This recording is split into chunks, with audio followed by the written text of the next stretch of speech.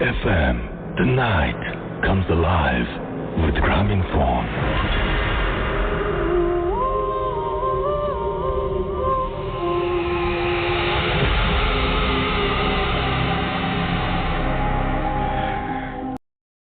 বলবেন তারপরে আপনার স্টোরিটাই আমরা শুনে যাব।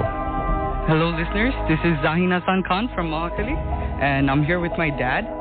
So now basically not wasting any more time, I'll be getting straight to the story. Okay.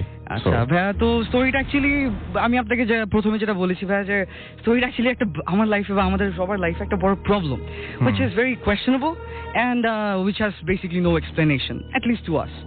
তো ভাইয়া আমার ফার্স্ট স্টোরিটা সেটা হচ্ছে গিয়ে যে ভাইয়া আমাদের বাসায় আমাদের সার্ভেন্টস কোয়ার্টার অ্যাজ ইন আমাদের সার্ভেন্টস বাথরুম, তো ভাইয়া জায়গাটা খুবই ছোট।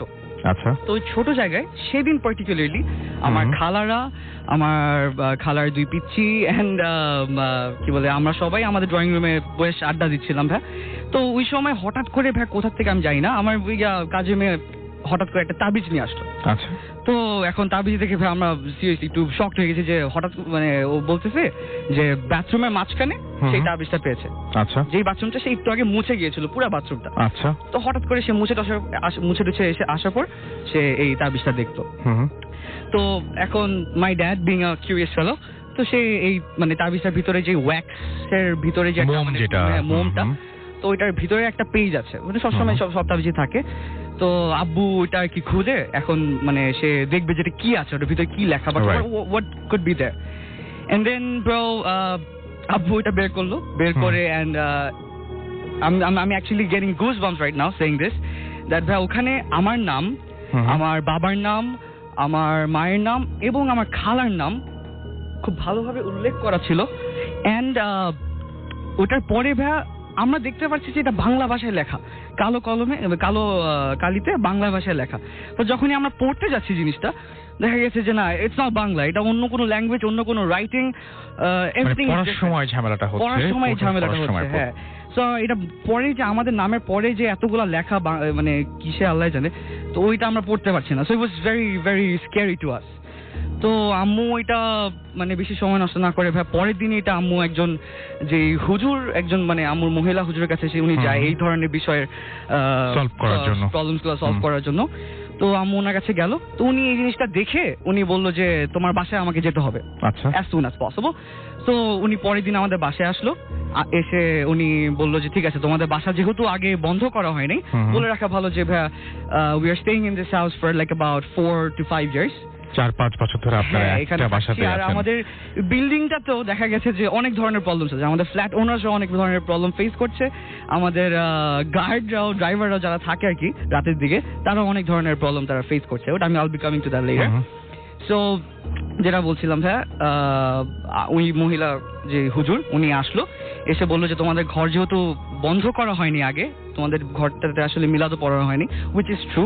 সে বলছে যে হ্যাঁ আমি তোমাদের ঘরটা এখন বন্ধ করে দিয়ে যাবো, কিছু নিয়ম কানুন থাকবে সেটা তোমাদেরকে ফলো করতে হবে। আচ্ছা, তো ভাইয়া লাইক দ্যাট আমরা এরকম 1 month আমরা নর্মালি থাকলাম, কোনো প্রবলেম তেমন হয়নি।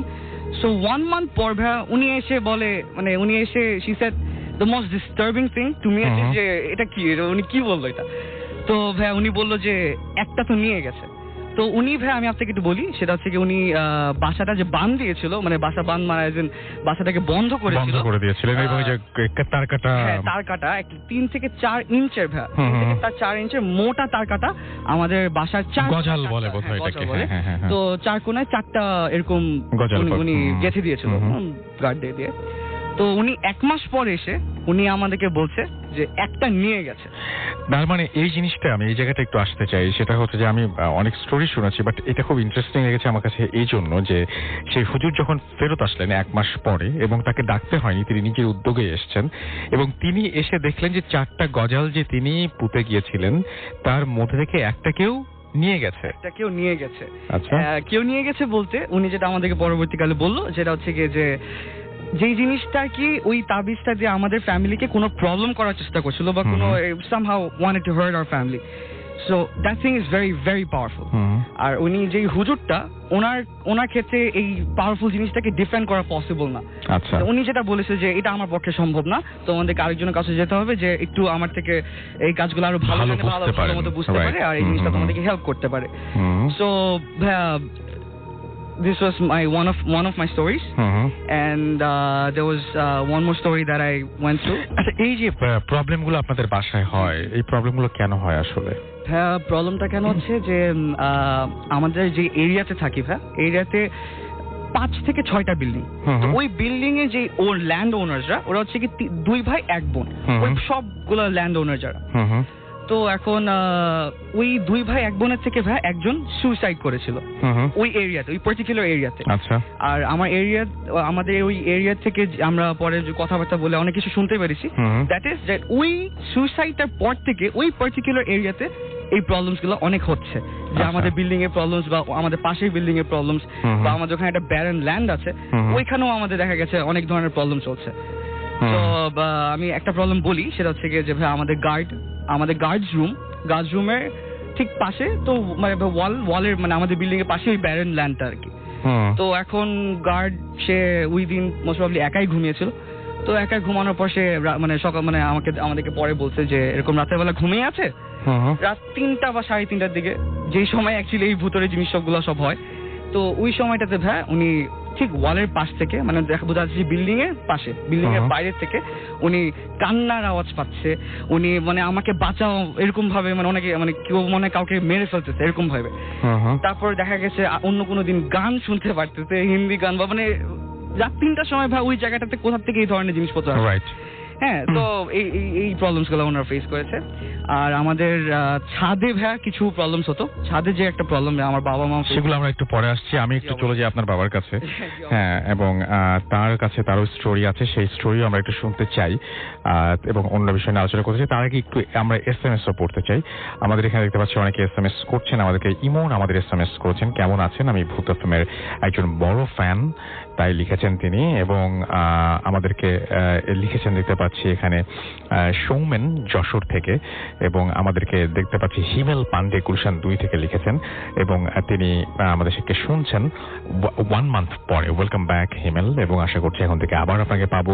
সানি আল হক গোপালগঞ্জ থেকে আমাদের সঙ্গে আছেন। আসিফ, এবং তিনি বলছেন যে ঘটনা বলার জন্য আমাদেরকে তিনি ধন্যবাদ জানিয়েছেন। কিরণ আমাদেরকে রাজশাহী থেকে SMS করেছেন এবং তিনি বলছেন যে গুড স্টার্টিং। আমাদেরকে নাটোর থেকে নাইম SMS করেছেন আমাদেরকে রিঙ্কু, এছাড়া আমাদেরকে কাকন SMS করেছেন আমাদেরকে দেখতে পাচ্ছি এমডি তাহমিদ সহ আরো অনেকে। তো আপনি যদি আমাদের SMS করতে চান তাহলে মোবাইলের মেসেজ অপশনে গিয়ে টাইপ করুন ফুর্তি FORTI ফুর্তি স্পেস আপনার নাম স্পেস আপনার মেসেজ পাঠিয়ে দেন 9840 নাম্বারে। আমরা চলে যাব, আমরা এখন একটু আমাদের দ্বিতীয় অতিথির কাছে। আপনার নামটা প্লিজ একটু বলবেন, তারপরে আপনার ঘটনায় আমরা যাই। আমার নাম জাকি হাসান খান। আচ্ছা, তো আমি এতক্ষণ শুনছিলাম যে আপনার ছেলে উনি বলছিলেন যে আপনাদের ওখানে যে ঘটনাগুলো হয় এই বাসাটায় আপনি কি কোনো কিছু ফেস করেছেন কোনোদিন দেখেছেন কোনো কিছু? এই বাসাটাতে আমি যেটা আমার যে ফেসের আমি যে তেমন ওর মতো করে এতটা এক্সপেরিয়েন্স আমি করিনি, কিন্তু আমি যেটা করেছি সেটা হচ্ছে যে ছাদের উপরে যে বিভিন্ন রকমের শব্দ, কেউ যেমন আমি খুব বেশি দিন আগে না, মাস 3 বা মাস 4 হবে, আমি আমার ওয়াইফ সহ ছাদে বসে আমরা we had been passing our time there, আমার মেয়েও ছিল সাথে। তো হঠাৎ করে আমরা 3 জনে ওই ছাদের মধ্যে মাদুর পেতে বসে ভালোই লাগছিল, বেশ ঠান্ডা ঠান্ডা হাওয়া, একটা ময় পরিবেশ ছিল।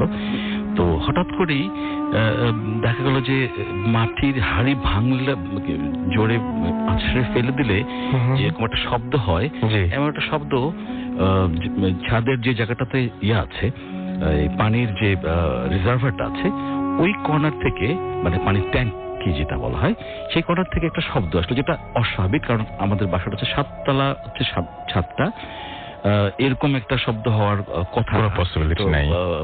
আমার ওয়াইফ একটু ভয় পেল, আমিও শুনলাম। তো আমি ওদের সামনে I just kept silent because I didn't want them to be scared. এরপরে আবার কিছুক্ষণ পরেই আবার শব্দটা একটা হলো যে লাকড়ি, অনেক লাকড়ি একসাথে আছে, তো একটা ধাক্কা দিয়ে এদিকে ফেলে দেয়, তাহলে ওখানে যেরকম শব্দ, এটা আমরা স্পষ্ট, আমি সহ আমার ওয়াইফ এবং আমার বাচ্চা মেয়ে ও শুনলো, শোনার পর আমরা ওই got that time they got. আমি নিজেও এত সিনিয়র হয়েও আমার মনে হলো যে না, I should stay here, because অনেক কাছ থেকে যেহেতু শুনেছে যে এই ঝামেলা আছে, আমি ভাবলাম যে তাহলে এখান থেকে better to quit this place. তো তাড়াতাড়ি করে আমি আবার ওদেরকে নিয়ে মাদুর নিয়ে I had to come down. আচ্ছা, আপনারা ওই যে বললেন যে আপনাদের বাসায়, আমি অফ এয়ারে শুনছিলাম যে কেউ না থাকলেও আপনারা সাউন্ড পান, এই ব্যাপারটা একটু বলবেন আমাকে। এটা হচ্ছে কি আমাদের চারতলাটা যেটা, যে বাসা যেই ওটা নিয়ার অ্যাবাউট 3000 স্কোয়ার ফিট, মানে দুটো ইউনিট একসাথে, অনেক বড় একটা। এখানে বছর দিয়ে ধরে যিনি ল্যান্ড লেডি ছিলেন, ওনারই ফ্ল্যাট এটা, উনি কানাডা চলে গেছেন, তো এটা খালি পড়ে আছে। তো এটা খালি পড়ে আছে এখানটাতে প্রথম দিকে অনেক ধরেই খালি, যেহেতু বছর দু এক ধরে খালি পড়ে আছে, লাস্ট 3-4 মান্থসে বা 4-5 মান্থসে প্রবলি দেখা যাচ্ছে যে এটা আমার বাচ্চারা প্রথমে বলেছে যে ওরা খসখস হাঁটার শব্দ পায়, ফার্নিচার নড়ানোর শব্দ, অথচ ওই বাসাটা কিন্তু কেউ থাকে, no one is living in that house. So আমি ওদেরকে মাঝে মাঝে বলছি না, এটা তোমার ভুল শোনো বোধ হয়। আমি মাঝে মাঝে আমি রাতের বেলা নামাজ পড়ি, তো আমি ওদের কথা মনে করি, আমি একটু চেষ্টা করি যে আসলে ওরা যেটা বলে এটা সত্যি কিনা। তো একবার দেখেছি আমার ছেলে ও এসছে যে এরকম সাউন্ড নাকি ও শুনেছে, তো আমি আবার আই ফেল লিটল কিউরিয়াস, তো শোনা আমি I try to listen if anything is there like that. তো আমিও ফিল করলাম যে ও যেটা বলছে প্রবলি ইটস লাইক দ্যাট, একটা খসখস আওয়াজ, ফার্নিচার নাড়া শব্দ, এটা আমিও পেয়েছি। So it's like you know it happens to that house. এবং যেহেতু এটা অনেকটা অ্যাবান্ডেন্ট, যেহেতু ওখানে কোনো ভাড়াটিয়া থাকে না, ওনারা একবার অনেকদিন ধরে ফেলে রেখেছে, আর এখানটায় এটার আমি আবার একটা পেলাম, যৌক্তিকতা পেলাম। ওই আন্টির সাথে 2 দিন আগে আমার ওয়াইফ ফোনে কথা বলছিল কানাডা। আন্টি বলছে যে আমি আসছি আগামী সপ্তাহখানেকের মধ্যে ঢাকা আসবো, তো আসলে পরে আমার ওয়াইফ বলছে যে আন্টি আর নিশ্চয়ই আপনি বাসায় আসবেন এই ফ্ল্যাটে। উনি বললো যে আমি ঠিক আমার ফ্ল্যাটটা ধরবো না, আমি আমার ভাইয়ের বাসায় পৌঁছানো থাকবো। তো আমার ওয়াইফ জিজ্ঞেস করছে কেন, বাসা তো পড়ে আছে, আপনার সব ফার্নিচার। তো আন্টি বললো যে উনি এবার খুব নামাজি মহিলা, উনি বললো যে আমি আসলে আগে যখন ছিলাম ওইবার তো আমি একাই ছিলাম, তো ঠিকই বলতে হয় না, তারপরেও আমার কিছু অভিজ্ঞতা হয়েছে মা, তো আমি এই জন্য চাচ্ছি যে এবার এসে আমি ভাইয়ের বাসা থাকবো এবং এইটা বাসাটাকে একটু মিলাদ তিয়ালটা পড়িয়ে টড়িয়ে ভাড়া দিয়ে যেতে হবে। So she wants to make it sure যে হোয়াট শি এক্সপেরিয়েন্স, উনি যেটা এক্সপেরিয়েন্স করেছেন সেটা ঠিক প্রপারলি আমার ওয়াইফকে বলেন নাই, কারণ যেহেতু ওনার বাড়ি ভাড়া দিতে হবে, অনেকে জানলে আবার সেটা হতে পারে যে ভাড়াটা পাবে না, এরকম একটা থাকতে পারে। তো উনি জাস্ট, আমি ওনার মুখ থেকে, she is a very serious woman, উনি হেলথের ডিরেক্টর ছিলেন মহিলা, তো ওনার মতো মানুষ, খুব প্র্যাকটিক্যাল নামাজি মহিলা। উনি বলছিলেন যে ওনার কাছে বললাম যে কিছু একটা প্রবলেম, উনি একা থাকা অবস্থায়, ওনার 2 মেয়ে কানাডা থেকে, উনি বোধহয় ফেস করেছেন বলেই উনি তাড়াতাড়ি এসে এটার মধ্যে কাউকে ঢুকিয়ে দিতে যাচ্ছেন যাতে এটা অ্যাবান্ডন না থাকে। দ্যাটস ওয়াই আমি একটা লিঙ্ক পেলাম যে আমার বাচ্চারা যেটা বলে, ইভেন আমি যেটা এক্সপেরিয়েন্স করেছি, যে হ্যাঁ there could really be something and it is there because as I heard it myself. এই আমার বাসাটা সম্বন্ধে আসলে আমার এই এক্সপেরিয়েন্সটা আছে। Thank you very much. আমরা আবারও আপনাদের কাছে আসবো ফিরে। আমি আমাদের